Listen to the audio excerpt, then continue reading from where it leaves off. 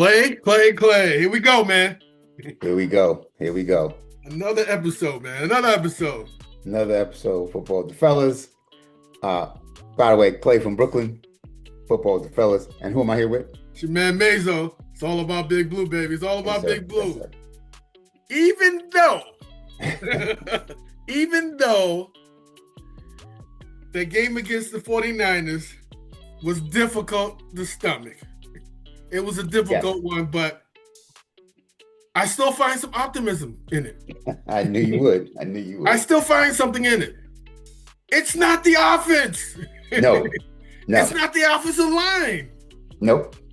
I tell you, I am happy with the offensive line.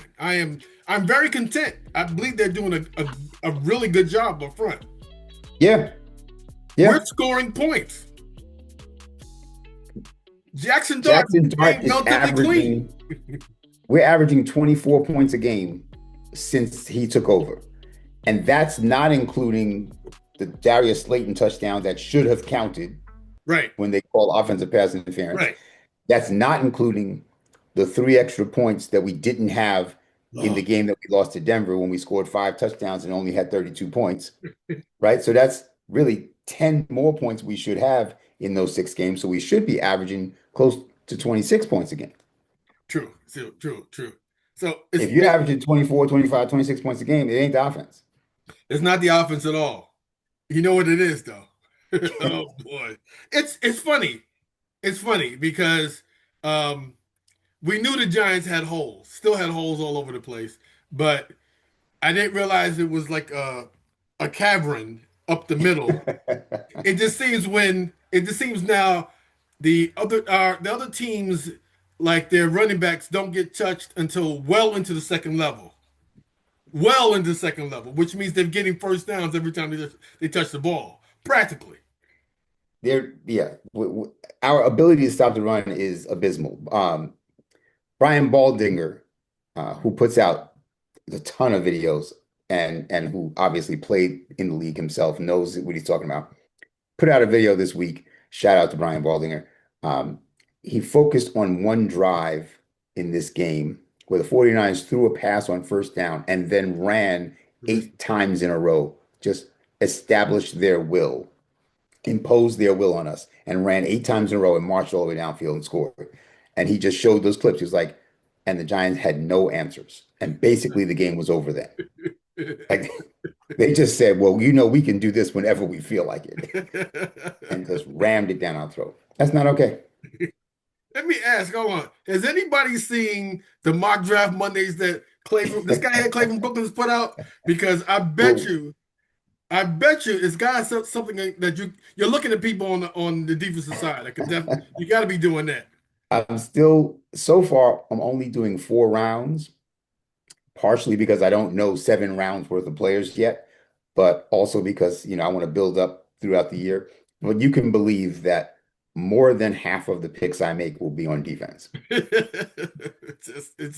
not the offense. It's just not. Hey, if you haven't seen it, it's the episode before this one. You got to check it out. I believe it's 185. I believe there will be several of them. So look for MDM, Mock Draft Monday. You got to check them out, guys. You got to check them out and in there put the like it, share it. But and then come in and comment on it, and we'll shout you out and we'll talk about that too. Definitely do that. Absolutely. But before we get to the mock draft, let's talk a little bit about this game. Wait, actually, before we even talk about this game, today is Wednesday. Yesterday, Tuesday, was the trade deadline. Oh yeah. You know what me and Joe Shane have in common? No. The number of trades we made yesterday. Okay. which is 0. But that's a good thing, though, isn't it? Yeah. Could be. Well, because wouldn't you think, the Giants brass would say, okay, we're not allowing you to make any trades because you're going to be out of here. Yeah. Yes. Right. If that's why, if Mara said to Shane, this is not going to be your car to drive next year, so don't make any major renovations to it. Fine, I get that. But as you know, a couple of episodes ago, I talked about some things I thought that he could do if he wanted to make like a last minute splash, including just dumping some salaries and some players who we know aren't going to be the long-term solution Right.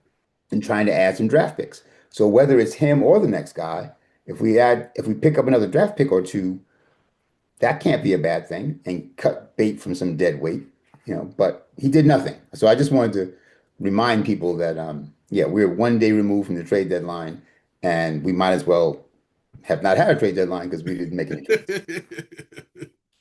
But let's take another long look, last look, not long, but last look at this 34-24 game against San Francisco that, frankly, you and I both thought we were going to win.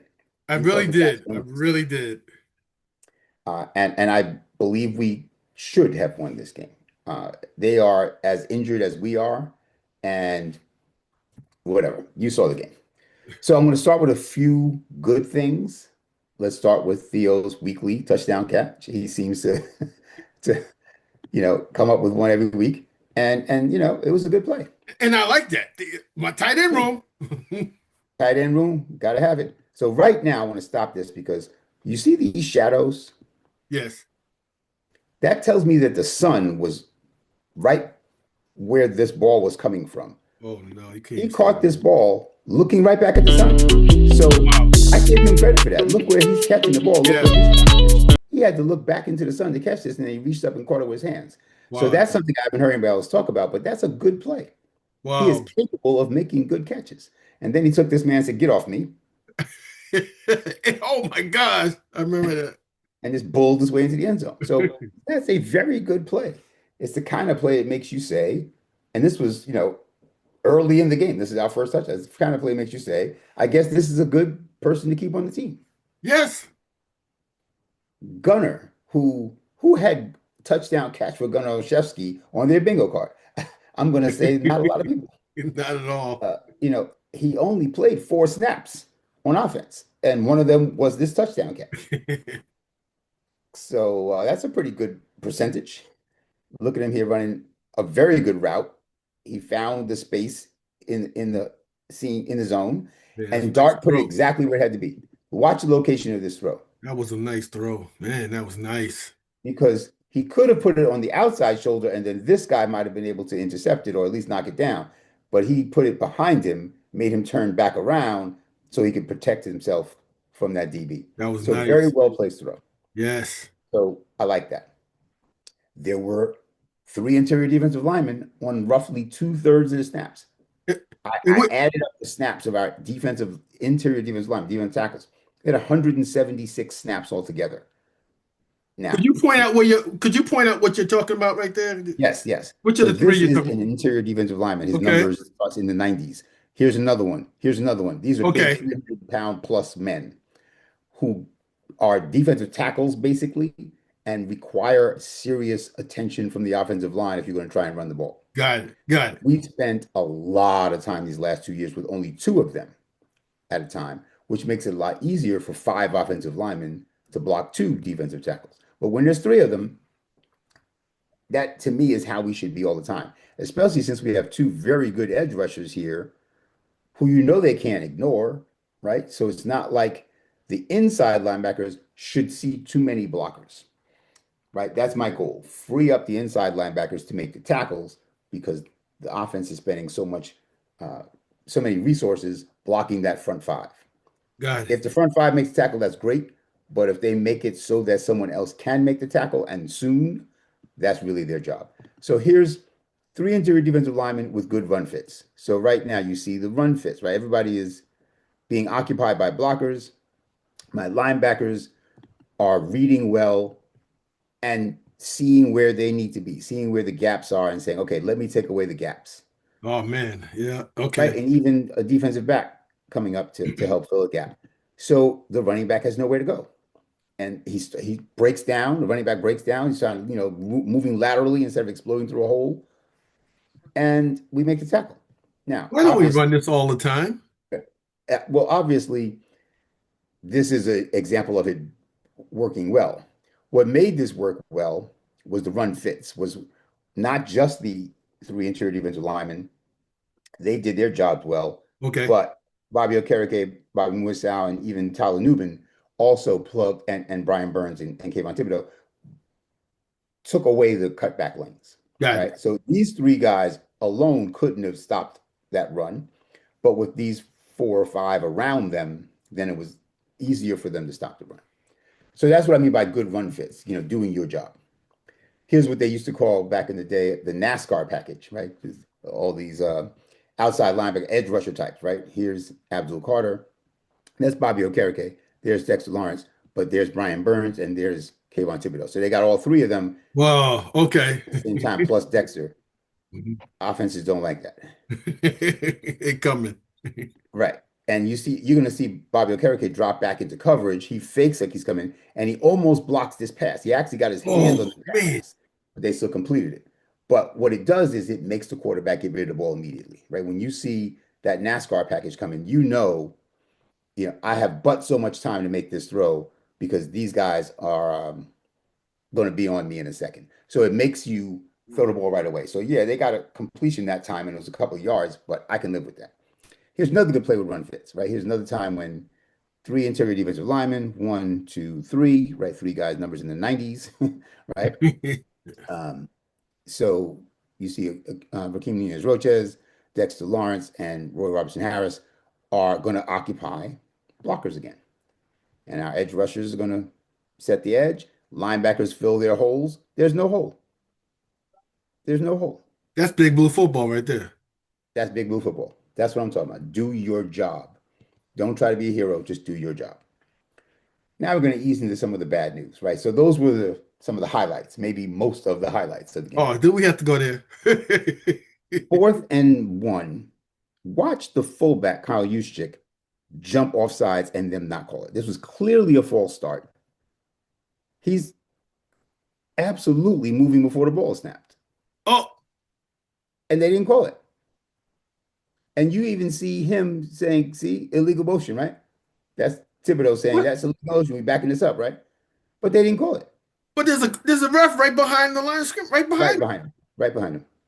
Clearly moved. him. This reminds me of the play last week when they called it on Kayvon when the left tackle Jordan Mailata jumped Right. and Kayvon then jumped and they called it. I'm like, who do I have to slip a 22 to get some balls in this bad boy? So Theo Johnson scored a touchdown. Uh-oh. Theo giveth and Theo Takes taketh away. Oh, come on. Although Bo does look pretty good at right tackle. I don't want to sleep on that. So here comes Theo Johnson with his, after his weekly touchdown, it's his weekly drop. And this, of course, was on 3rd down. And here he comes. And here's the ball thrown right to him. And here's the ball bouncing off his chest, Ah, killing a drive. Right? That was 3rd down. So I didn't realize it looked that bad. I mean, yeah, I know. Right. The TV didn't have the all 22 angles, so you didn't see it from behind like this. Right. When you see it from this angle, you're like, oh, there's no excuse. He was planted, his feet were planted, the ball was right where it needed to be. He just didn't catch it. Yeah. When you're not watching it in this angle, it looked like the balls just thrown behind him, and Right. he had to reach back, and he Right. From like this view, it looked right. like it wasn't necessarily his fault, but from behind, from the end zone camera, you could see it was his fault. Oh, come on, dude. Okay, 2nd and 8. This is shortly after that 4th and 1 where there should have been a false start that would have backed them up and made them punt. 2nd and 8, play action pass. Watch our inside linebackers just turn and run. Like, why not backpedal? They see the play action and they just turn and run. Not looking at the ball. And the running back is like, oh, well, if no one's going to cover me, I'll just pick up this 1st down on 2nd and 8. Again, what? Who were they chasing? Wait a minute. So part of the problem is that you are there's lots of people that are too far back, right? There's people too far back. Remember, the 1st down is about here. No, I'm sorry, about here. So why do we need to be this far back, right? There's the 1st down marker. Why are you way back here? And why are you two running away from this running back? I mean, I get it. So you want to try to help out here. This guy is running back to be the robber, right? He's running back to be the robber in the middle, and he's a little underneath the tight end, but you're really not going to catch him. If they're throwing here, there's nothing you could do but line up for the extra point. Like that's you're not stopping this play. You are very deep and running to what I think is the wrong guy. You should be worried about him more so than him. But look at this running back. Even this guy was wide open. I mean, if you watch him come across, he's just as open and actually further downfield. Yeah. So why do I need you back at the 40? Why do I need you breaking down and finally looking back at the 40 when the first down marker is at the 47? Why are we Ooh. conceding the first down on second and eight? Ooh. Right? I just don't understand this. It's so consistent that the Giants do this on defense all the Right, time. right. And it's not like we get beat deep every week. Yes, Rashid Shaheed caught a 130-yard pass against us for a touchdown. So, but it's not like that happens all the time. Oh God, not This young man Nubin. here, Not Nubin. Tyler Nubin, I wonder what you think the job is for a safety. Because if your job, the ball hawk, right? He's the ball hawk, then you're fired. I mean, we got him because he was such a ball hawk in college, right? At Minnesota, he had like a million interceptions and pass breakups. And they're like, oh, yeah, he's going to take over for McKinney. So this is actually pretty good coverage, right? Tay Banks is actually in good coverage. This is the play where Banks and the receiver both caught the ball, but tie goes to the receiver, so to speak. But what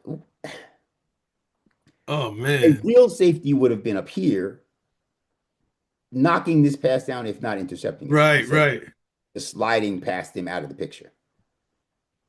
Like, He's even afraid to get beat long. He's afraid to get beat. he's so afraid to get beat long because of that, 4.65 40 he ran. He just can't come up and make a play. And I just don't need that. Here he is again. He's just not good at football. Watch this toss left.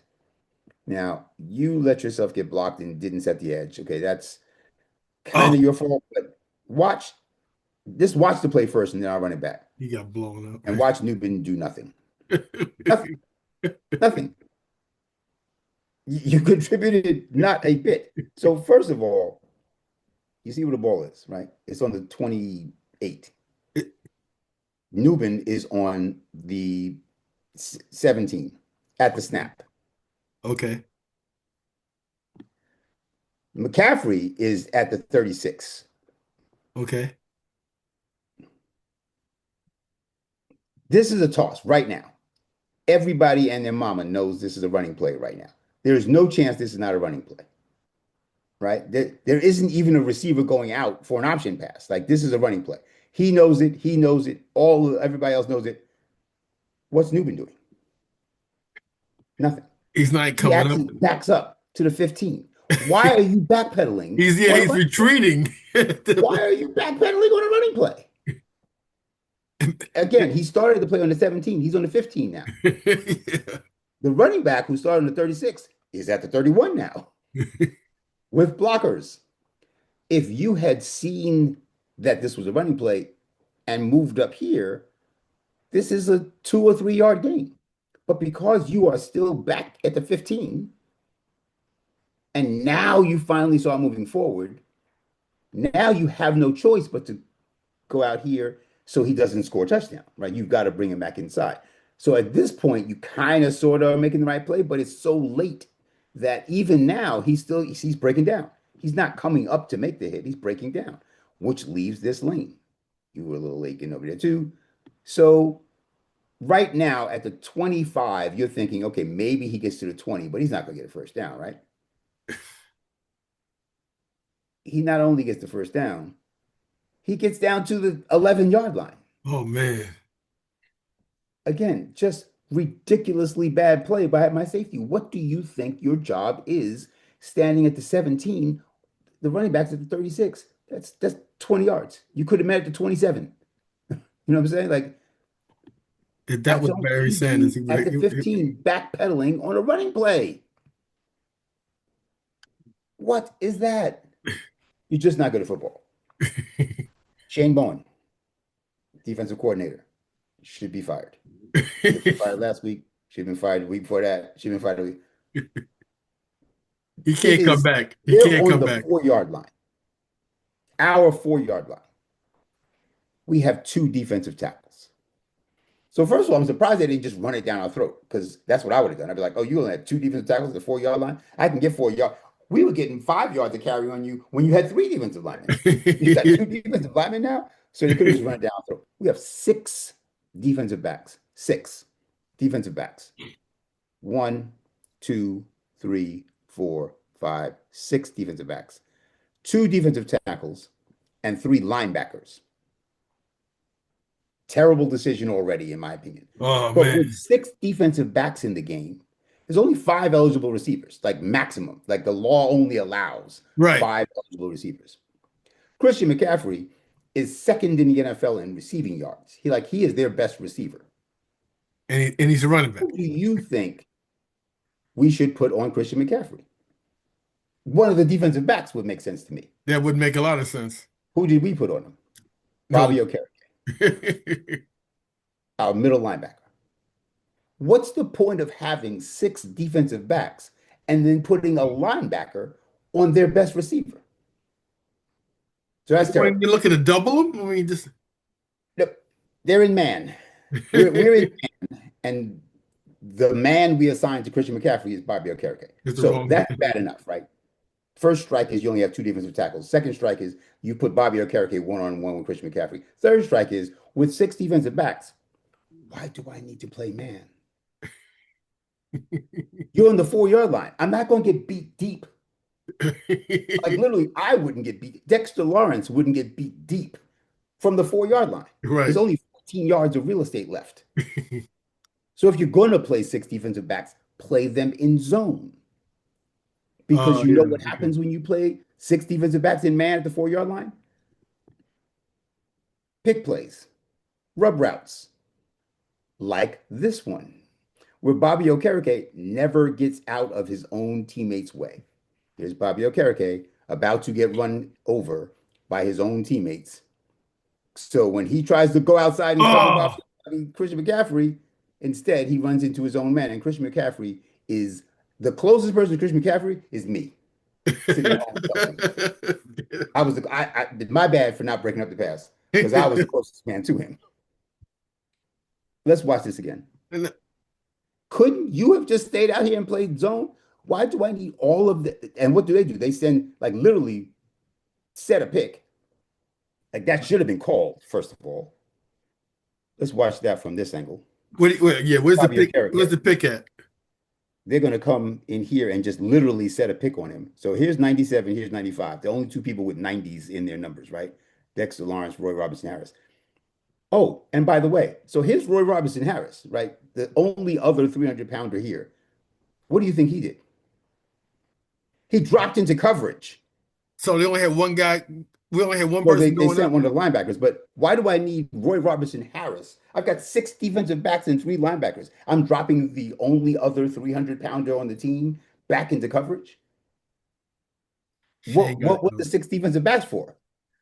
Again, there's only five receivers. This is not flag football where everybody's eligible. There's only five receivers. Watch what 95 does.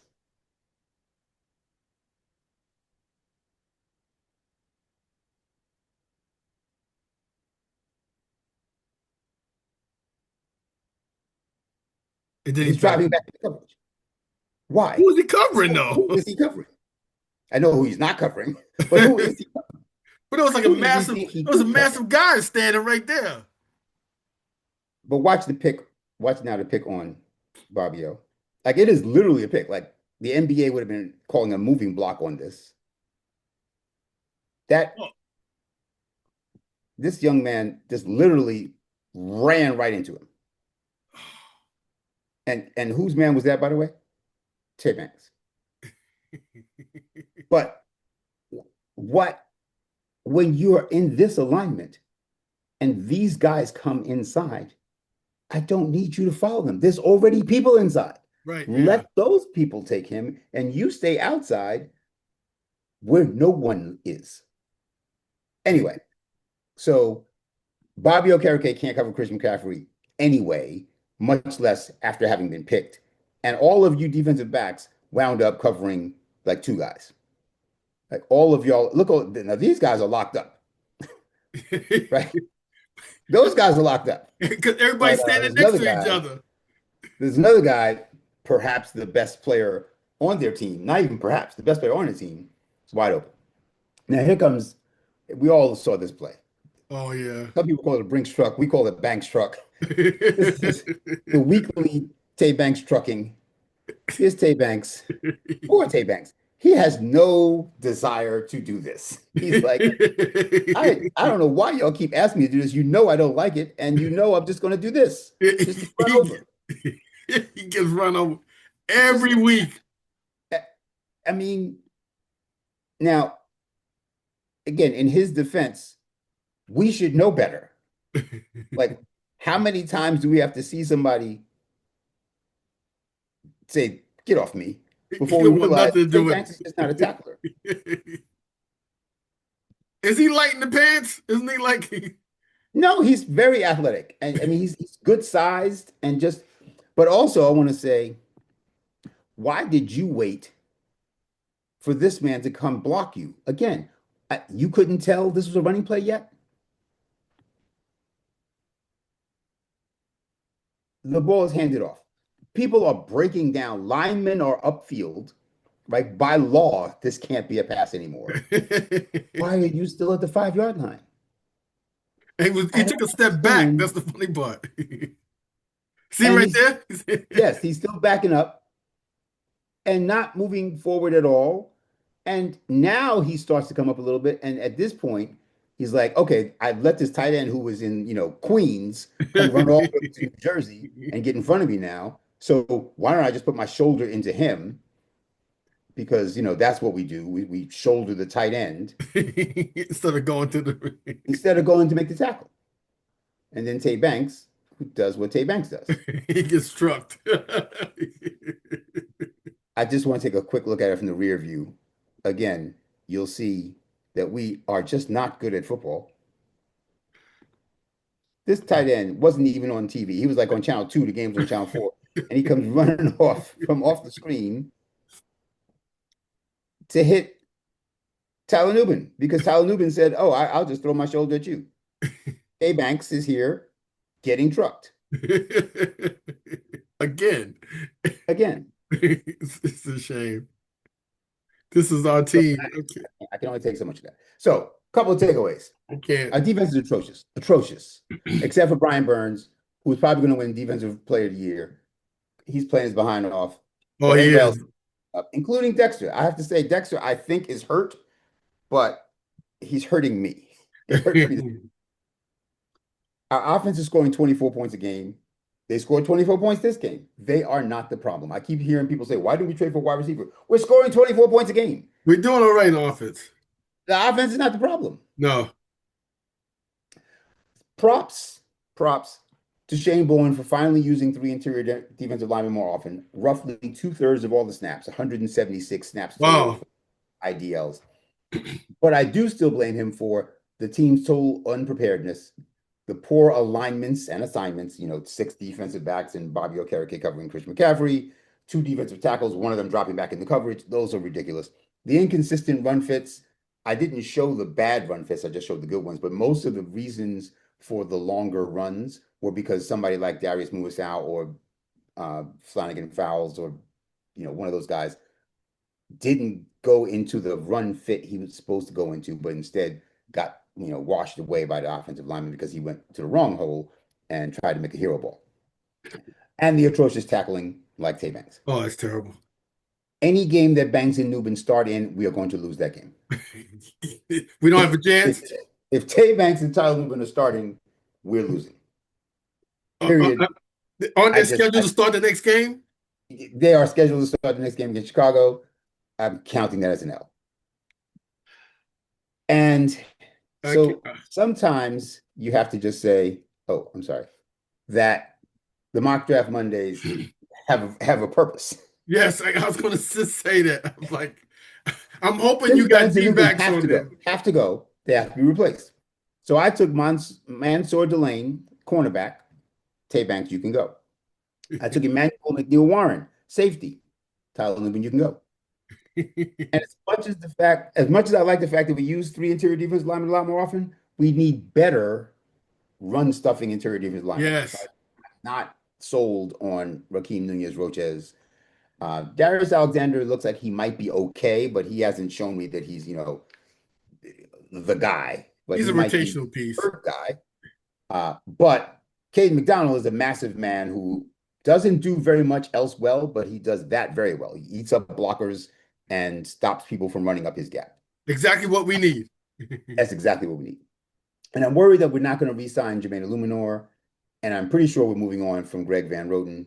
So I drafted Caden Green, who, along with Marcus Bowe, could address those needs. So that was, obviously you don't just draft for need, you draft for best players available. I think Mansour Delane, I don't care what grades they gave them, I'm telling you, Mansour Delane is going to be the best cover corner in this draft. I'm telling you that Caden McDonald is going to be one of the best, if not the best, run stuffing defensive tackles in this draft. And the best grade they gave me was to Caden Green. I think he's the worst player of those three, but he's a solid offensive lineman. And of course, Football with the Fellas, all about Big Blue. Please copy this QR code, share it with your friends, like, share, subscribe, all those good things. Let people know who we are. Oh yeah. Man, that was tough. Sorry, I talked a lot, but I was just saying that was tough. I mean, that was like the film session. It was difficult to get through. Bowen's got to go. We got to clean house. I'm sorry, we got to clean house. It's time. Shane's got to go. Bowen's got to go. Dable probably has to go. Banks and Newman got to go. It's a long list. Cano got to go. Cano's hurt again, by the way. Oh, he can't be. Cano is hurt again. He missed practice today because of some injury. I stopped reading as soon as they said Cano missed practice. I was like, I don't even want to know. Okay. I don't care what it is. I can't. I just can't. I can't. All right. So anyway, that's longer than I wanted it to be. My apologies. But guys, please drop us a comment. Let us know what you think about that travesty of a game. And honestly, it's just one of many. We're 2-7. You could pick your poison, so to speak. They're all shaking their heads right now. They're just going, saying, Clay, you're the realist, so they're just figuring out, you're just telling them what's really happening. They're looking at me going, he's going to try to pull some bright sun out of some of this mess. And all I can say is the offense. Yes. Offensive line. Remember, this year, I'll say this though, this year you have not gotten on the offensive line like you normally do. I'm the guy who usually is tearing them a new one every week, but they're doing just fine. Now it's the other side of the ball. Yeah, and Jackson Dart helps a lot, right? A lot of those he sacks. Does. We are seeing for sure now that Daniel Jones brought a lot of this on himself because Jackson Dart can avoid the sacks that Daniel Jones wasn't avoiding. Right. And Russell Wilson wasn't avoiding. So I like our prospects moving forward. Anyway, that's a long enough episode. Please grab that like button before you go. But Clay from Brooklyn, Football with the Fellas. And who am I here with? Shaman Mazo. It's all about Big Blue. Hey, yes, we sir. Appreciate you all. We appreciate your support. Hang in there. We're 2-7. That's okay. Because it's another game. We could be 3-7 if, and I'll let you fill in the if. Put your comments and let me know what the if would be. All right, y'all. Until next time. Peace.